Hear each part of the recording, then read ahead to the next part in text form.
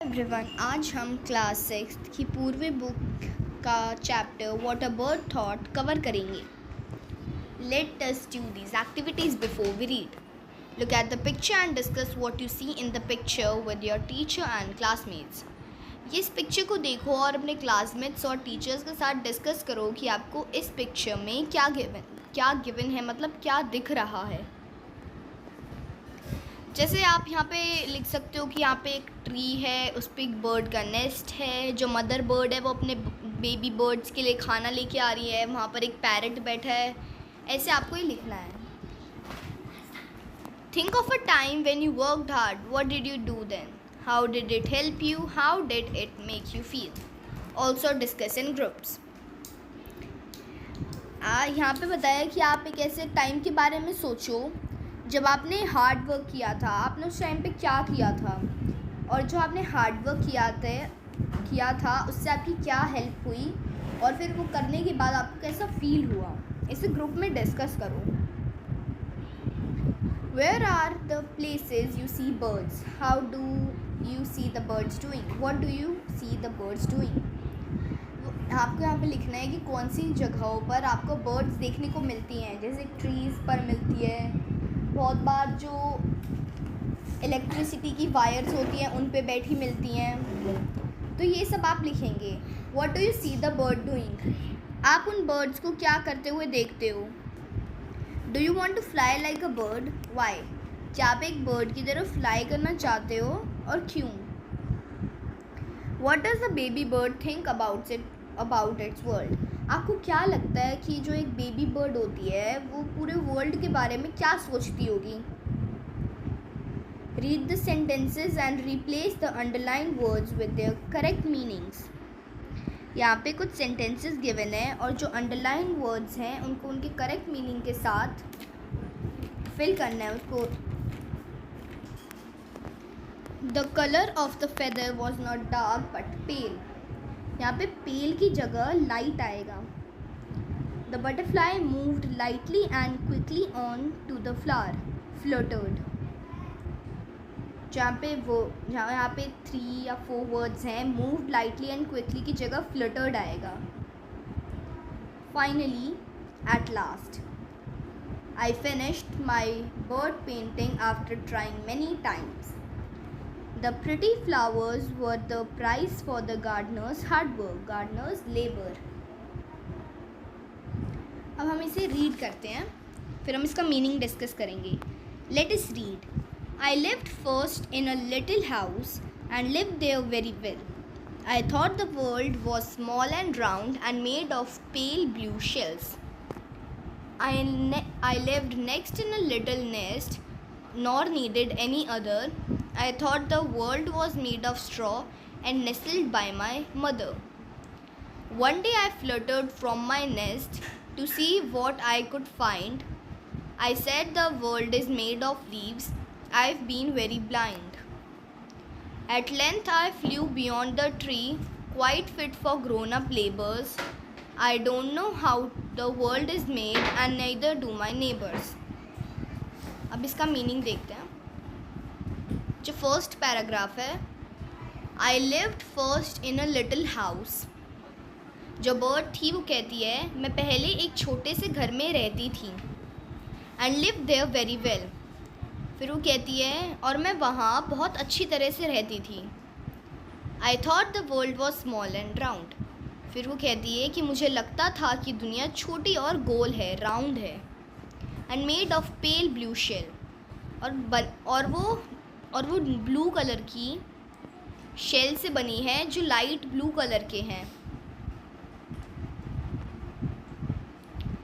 I lived next in a little nest, फिर वो बताती है कि मैं एक छोटे से घोंसले में रहती थी, छोटे से नेस्ट में रहती थी। नॉर नीडेड एनी अदर, और फिर वो कहती थी कि मुझे किसी और की ज़रूरत नहीं थी, किसी और नेस्ट की ज़रूरत नहीं थी।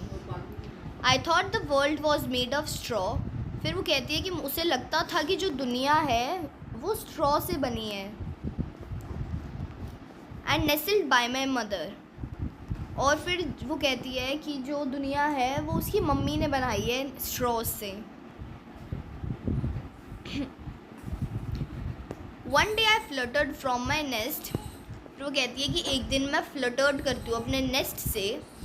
फ्लटर्ड का मतलब है फड़फड़ाई, मतलब उड़ गई वो अपने नेस्ट से. To see what I could find, ये देखने के लिए कि उसे क्या मिलेगा. I said the world is made of leaves. फिर उसने कहा था कि जो वर्ल्ड है वो सिर्फ लीव्स से बना है. I have been very blind. फिर वो कहती है कि उस टाइम पे जब मैंने ये लाइन बोली थी मैं बहुत बड़ी अंधी थी. At length I flew beyond the trees. फिर वो कहती है कि फिर वो पेड़ों के पार उड़ गई. Quite fit for grown up labours, जो उन लोगों के लिए बहुत ठीक था, बिल्कुल उपयुक्त था, मतलब बहुत अच्छा था उन लेबर्स के लिए जो वहाँ पर काम करते थे. I don't know how the world is made. फिर वो कहती है कि उसे नहीं पता कि जो वर्ल्ड है, जो दुनिया है, वो कैसे बनी है. And neither do my neighbours, और उसके नेबर्स को भी नहीं पता कि जो वर्ल्ड है वो कैसे बना है.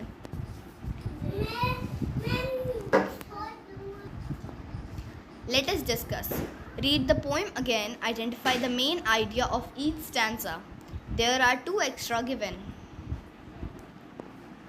जो first stanza था उसका था The bird steps out into the world. Second stanza में mainly ये बात दिखाई है कि जो the bird lived happily in a small world, जो bird थी वो एक small world में खुश रहती थी. फिर थर्ड स्टैंजा में दिखाया है कि the bird flies away as an adult, जो बर्ड थी वो फ्लाई अवे हो जाती है, उड़ जाती है एक अडल्ट बन के. Fourth, the bird lived in a cozy nest with its mother, जो बर्ड थी वो एक कोजी नेस्ट में रहती थी अपने मदर के साथ. Look at the pictures A to D and right the matching line from the poem for each.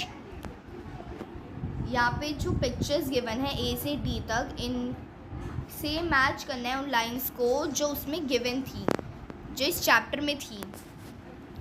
जो A है, A के लिए होगा I lived first in a little house and lived there very well. जो चिड़िया थी वो बता रही थी कि मैं एक छोटे से हाउस में रहती थी और वहाँ पे बिल्कुल अच्छे से रहती थी. सेकंड का है I lived next in a little nest nor needed any other. I thought the world was made of straw and nestled by my mother. जो थर्ड था उसका था One day I fluttered from my nest to see what I could find. Fourth, at length I flew beyond the tree, quite fit for grown-up labors. Next question है, answer the following with a word from the poem and check the answer with your partner. What was the shape of the bird's first house? जो bird का first house था उसकी shape क्या थी? उसकी shape round थी क्योंकि वो egg की बात कर रही है. What was the bird's second nest made up of? जो उसका second nest था वो किससे बना हुआ था? वो straws से बना हुआ था. What did the bird see when it came out of the nest? जो bird थी जब वो अपने nest से बाहर आती है उसे क्या दिखा था? Leaves. What did the bird do at the end? जो bird थी वो end में क्या करती है? वो flew away हो जाती है, वो उड़ जाती है. Let us think and reflect. Write whether the following sentences are true or false. The bird changed its house 2 times. जो bird थी उसने अपना house 2 बार बदला था. True. The neighbors tell the bird about the world. जो neighbors थे वो उस bird को world के बारे में बताते थे. False. Read the following lines from the poem and answer the questions given below. ये जो यहाँ पे कुछ पैराग्राफ्स गिवन है पोएम में से, इन्हें पढ़ना है और नीचे जो क्वेश्चंस हैं उनको इससे आंसर करना है. I thought the world was made of straw and nestled by my mother. Who lived in the nest along with the baby bird? उस बेबी बर्ड के साथ नेस्ट में कौन रहता था? उसकी मदर रहती थी, उसकी मदर बर्ड रहती थी. The mother bird lived in the nest along with the baby bird. The bird thought the world was made of straw because its nest was made of straw. जो bird थी वो सोचती थी कि जो उसका नेस्ट है वो जो वर्ल्ड है वो स्ट्रॉ से बना है, क्योंकि जो उसका नेस्ट था जहाँ पे वो रहती थी वो भी स्ट्रॉ से बना हुआ था. Which word tells us that the baby bird was warm and comfortable? Nestled. I said the world is made of leaves. I have been very blind. Why did the bird think the world was made of leaves? वो bird क्यों सोचती थी कि जो world है वो leave से बना है? It said that the world is made of leaves because when it ventured, it saw leaves all around. वो ऐसा इसलिए कहती थी, वो ऐसा इसलिए सोचती थी क्योंकि जब वो अंडे से निकली थी तो फिर उसके चारों तरफ लीव्स थी. What does the set of words I said mean? I said का मीनिंग क्या होता है one word में? Spoke. The bird felt that it had been very blind because it could not saw the leaves from inside the nest. ये था हमारा chapter What a Bird Thought. Thank you.